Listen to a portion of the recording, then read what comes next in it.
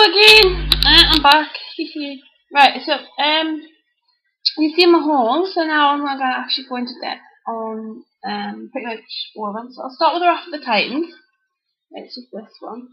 It's based 10 years after the Clash of the Titans. The Clash of the Titans was when Perseus found out that he was his son. The gods wanted him to help them defeat the Kraken, because basically the gods felt that the mortals, weren't giving them enough attention and the power was drained from them and they were getting weaker. So Hades, in his grand scheme of things, decided to actually release the Kraken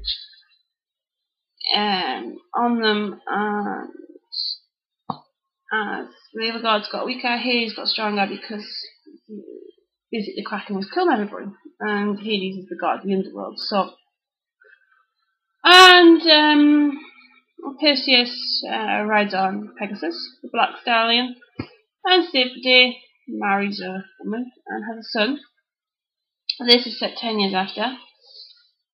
And basically, there's been chaos up in the realm of the gods, and the mortals are not sort of happy. They're not going for the gods, so the gods die. But Hades, in his grand scheme of things, decides to release his father, which is Kronos. But he needs Zeus's power for that. And he gets Ares, who is his son, to help. And Zeus realizes where the other gods are. They're tied up as well. Their power is drained from them. And you meet the son of Poseidon as well. That's another new character. Perseus gets a new character alongside them, and they work together well. It's quite funny actually, because you get the son of Poseidon and the son of Zeus working together. So yeah, it's really good. The only thing that I would say, it's not as action packed as the Clash of Titans. It's Clash of Titans, isn't it? Because I just don't feel it has that energy about it. It's very slow. Whereas in the Clash of Titans, it was, really hammer and tongue and all the rest of it. So, yeah, but that's my personal opinion. You may differ. Right below if you think that I'm wrong. I don't mind being told I'm wrong. The next one is Pegasus and the Flame. Pegasus the Flame of Olympus. Sorry, my mistake. This is the second in her series of Pegasus. She does another series which is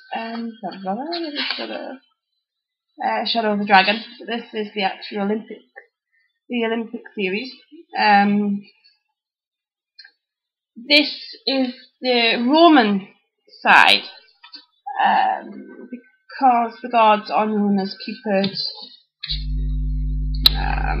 Juno,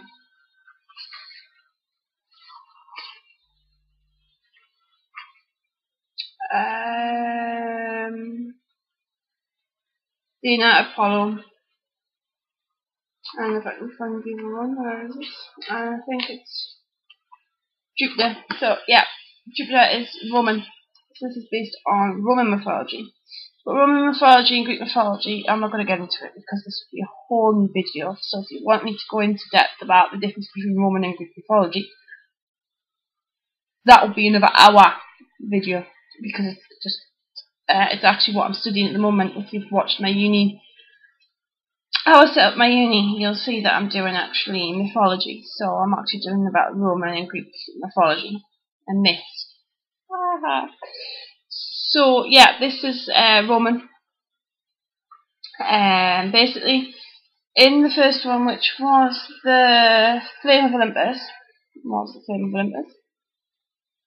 Pegasus and the Flame, you meet the character Emily, and you meet the character of Pegasus, and the Olympians are looking for the flame. Well, Hester is looking for the flame, Hesta is the goddess of the hearth, of fire, that keeps, in Roman times, the hearth was central. Kept the fires burning while the same on Olympus. Yeah, confusing. But yeah, so she was looking for the flame to go out of Olympus. Found it in Emily, and she was reborn, and she's now living on Olympus. That's just a shortened version. But there was a big fight. The CRU, which is the sinister government agency, has kidnapped her father, and she wants to rescue them. She loves it in Olympus. She really does. She loves Olympus. It's completely different to New York, where she was from. So she goes and tries to get her father. I know hell breaks loose. But yeah, it's a really good book. It's funny as well. I think that's, you've got the battle between like Cupid and Pegasus, which is absolutely funny. And you get to, and in a way, it kind of introduces myth in a not so academic way, because you have the myth of Pegasus, so you have the myth of Medusa, which is Pegasus' mother, in here. So it's quite interesting how they do it, how she does it, because Pegasus was born from Medusa's head when Theseus cut it off. I should know that before just done this on that. But you get to meet family of Pegasus as well, which is really interesting. I would love to see the first one, which is the one I've just mentioned, which is Pegasus in the Flame. Then there's this one, which is the Fight for Olympus. Then there's Pegasus in New Olympus. And I've just found out, because I've just been onto Sainsbury's website when I was sort of in between recording this one and uploading the last one, that the Pegasus and the Oranges of the Flame has actually been released. It's at Sainsbury's at the moment, and it's $4.99 free delivery. Very good from Sainsbury's, and you get next point. Just mention about Sainsbury's. And the cover of it is it looks really good. And I do like the covers as well. I mean, you can see like there's the first one. I don't know if you can actually see it. But there is the first one. And it's all Pegasus. It's really nice. Really mythical is what it says on here. So it's really good. So I love that one. I'm chatting on a bit. And then this one. It's a hefty one. This is Heroes of Olympus, the Mark of Athena. Fantastic again. This one is similar to this one, in the sense that this one is Roman, and this one was primarily Greek. But in this one and the previous one, which is son of Neptune, it goes back into the Roman world. So you get the crossover between Jupiter and Zeus. You get the crossover between Artemis and Diana, I think. Neptune, Poseidon. Those are the only ones that's mentioned actually in these books, as far as I'm aware. In Dionysus and Belus. That was the other one. Still, there's the myth of Pegasus in here, because Pegasus comes to Perseus' aid, and you get to meet Pegasus' brothers. You get to meet Pegasus' brothers in here, so it's quite a good comparison on myth. On the Pegasus myth, because Pegasus features both of these. So if you want to compare, it's quite a good way of doing it. So basically, on this one, you've got the stories from Percy Jackson, Lightning Thief. That one was, let me see the list on the side here, but I'll try and. It's the Percy Jackson series. So that series sort of, if you've watched the film The Lightning Thief, you'll know about it. It runs through and they try to defeat Kronos and it turns all horrible on them, and there's a war between the gods and the Titans. And at the end, Annabeth and I shouldn't really give it away because if never mind. But basically, Annabeth and Perseus. Perseus? Yes, it is Percy. I want to say Perseus. Don't ask why. It's just because Percy's in that, you see. I've got Perseus on my brain now. So yeah, that one. So at the end, it's really good. And basically, in this series, it's why it's called Heroes of Olympus is because new heroes.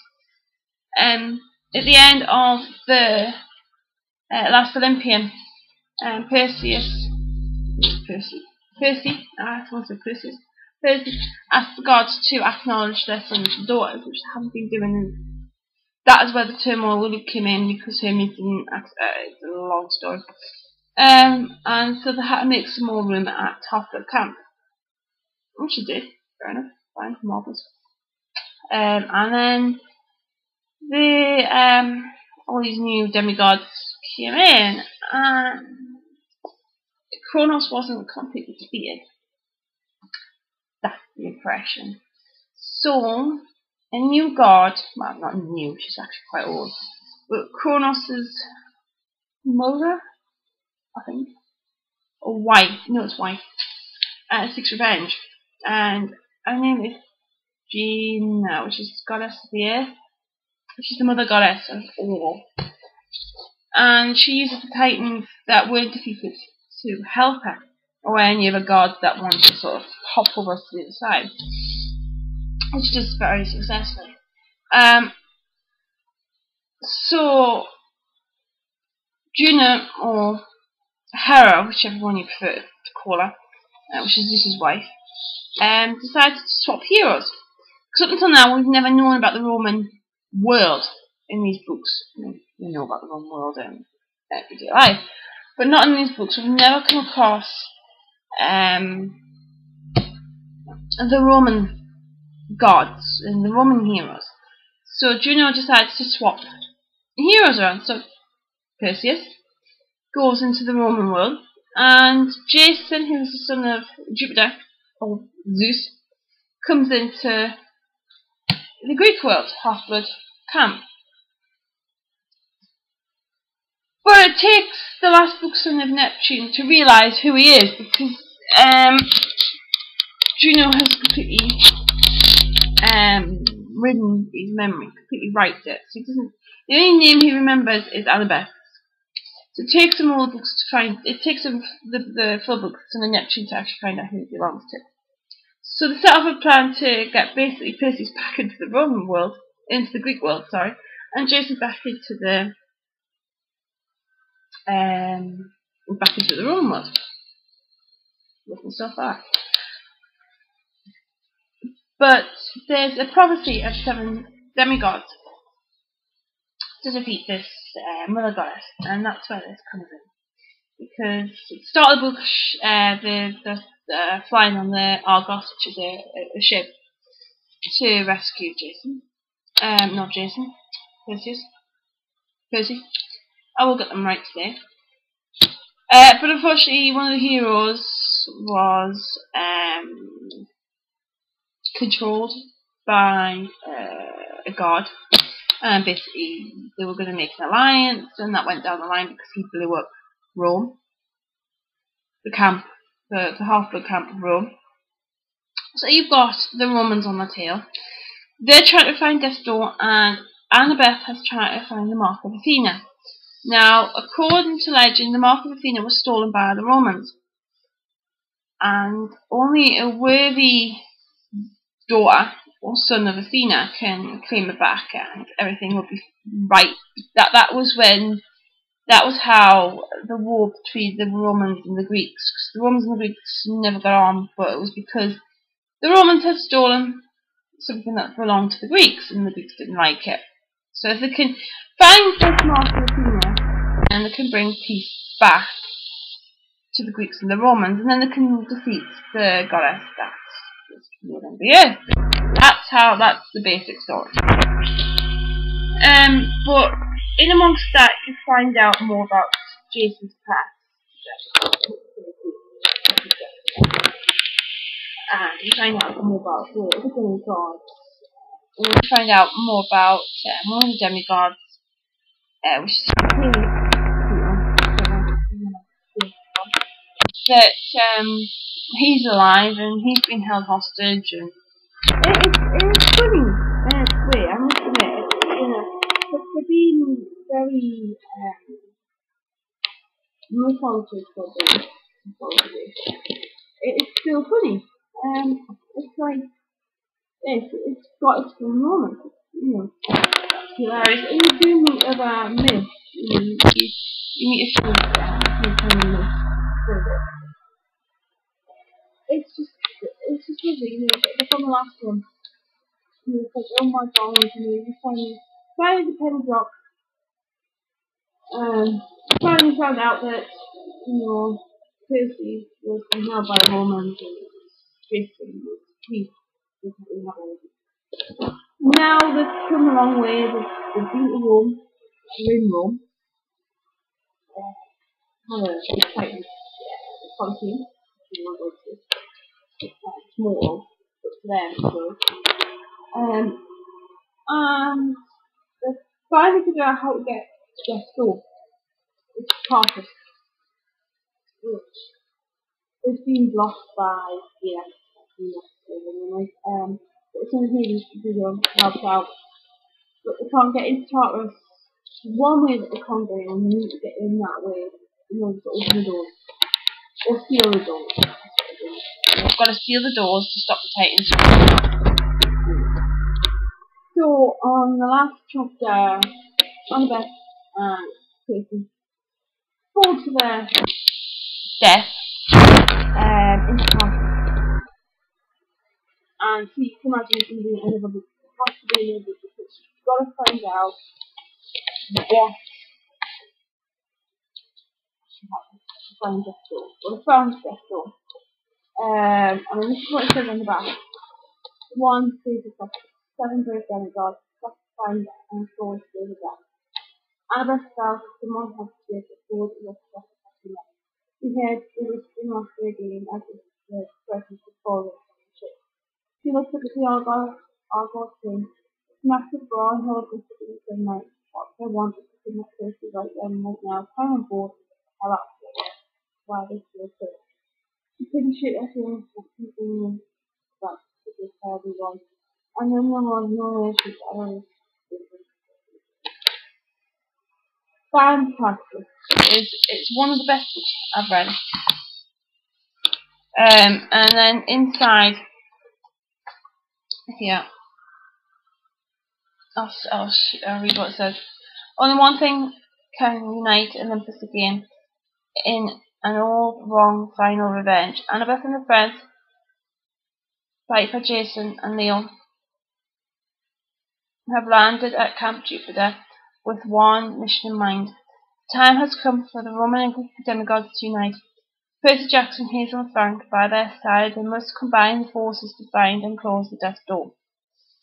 So, Piper, Jason, Leo are from Roman. They're the ones that landed in the Greek camp.